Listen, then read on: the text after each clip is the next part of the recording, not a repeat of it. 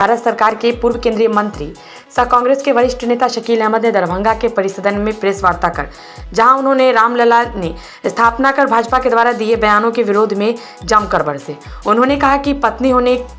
के बाद बिना पत्नी के पूजा करना हिंदू धर्म के सिद्धांत के खिलाफ है। वहीं उन्होंने कहा कि 22 जनवरी को अयोध्या में रामलला की जब प्राण प्रतिष्ठा होगी, इसको लेकर विवाद नहीं होनी चाहिए। वहीं उन्होंने कहा कि जो कोर्ट के आदेश से हुआ है, सरकार अपना काम कर रही है, लेकिन मैं कुछ देख रहा हूं शंकराचार्य जी और धार्मिक लोग इसको लेकर तरह तरह के एंगल से कह रहे हैं। धार्मिक लोगों को प्राण प्रतिष्ठा करनी चाहिए, तो इसको लेकर मेरा अपना मानना है कि धार्मिक मुद्दों पर विवाद नहीं होना चाहिए, क्योंकि कोई कुछ भी बोल देगा। सभी लोगों को धर्म की पूरी जानकारी नहीं होती है, इसलिए इसको किसी तरह का विवाद में नहीं डालना चाहिए। अगर कोई आपस में सहमति नहीं है कि कौन प्राण प्रतिष्ठा करे, राजनीतिक रूप करेगा,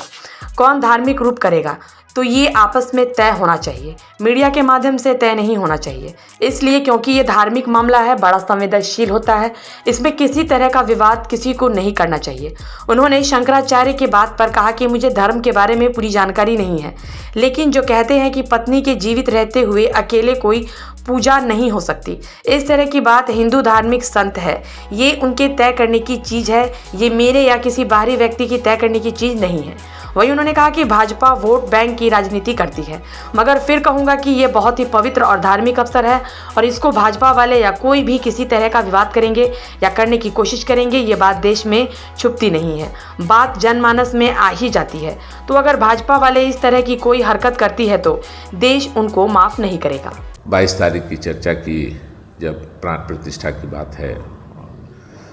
और उस दिन रामलला की मूर्ति स्थापित होगी, तो ये धार्मिक मामला है, इसको राजनीतिक नहीं बनाना चाहिए, इसको कंट्रोवर्शियल नहीं बनाना चाहिए। और जो कोर्ट का आदेश से ये फैसला हुआ है, सरकार अपना काम कर रही है, लेकिन मैं कुछ देख रहा हूँ शंकराचार्य जी, कुछ और धार्मिक लोग इसको तरह तरह के एंगल से कह रहे हैं कि धार्मिक लोगों को प्राण प्रतिष्ठा करनी चाहिए, ये करनी चाहिए। तो इसको मेरा अपना मानना है कि धार्मिक मुद्दों को विवाद नहीं, कोई कुछ बोलेगा, कोई कुछ बोलेगा, बहुत लोगों को पूरी धर्म की जानकारी उतनी नहीं होती है, इसलिए इसको किसी तरह के विवाद में नहीं डालना चाहिए। और अगर कोई आपस में कोई सहमति नहीं है कि कौन प्राण प्रतिष्ठा करे, कौन राजनीतिक लोग करें, धार्मिक लोग करें, तो ये आपस में तय होना चाहिए, ये मीडिया के माध्यम से तय होना नहीं चाहिए, इसलिए कि ये धार्मिक मामला है, बड़ा संवेदनशील होता है और इसमें हम किसी तरह की कंट्रोवर्सी किसी को भी नहीं खड़ी करनी चाहिए। ये मेरे को पूरी धर्म की जानकारी नहीं है। कुछ लोग कहते हैं कि पत्नी के जीवित रहते हुए नहीं, अकेले कोई पूजा नहीं हो सकती है, इस तरह की बात, ये जो हिंदू धार्मिक संत हैं,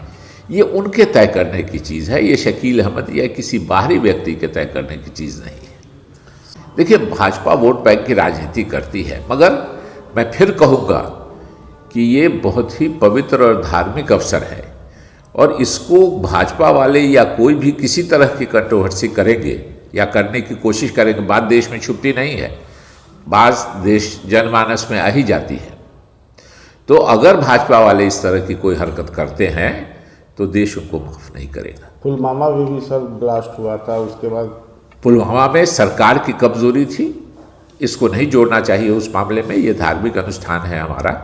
लेकिन वहाँ तो प्रधानमंत्री पुलवामा में जो सरकार का फेलियर हुआ और सरकार के फेलियर के बाद भी उसके नाम पर वोट मांग रहे थे,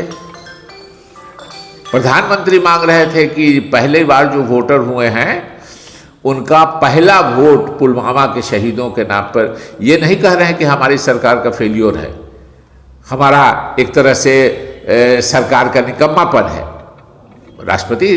शासन था, वहाँ राष्ट्रपति शासन में तो भारत सरकार का शासन था, उस पर वोट मांग रहे थे।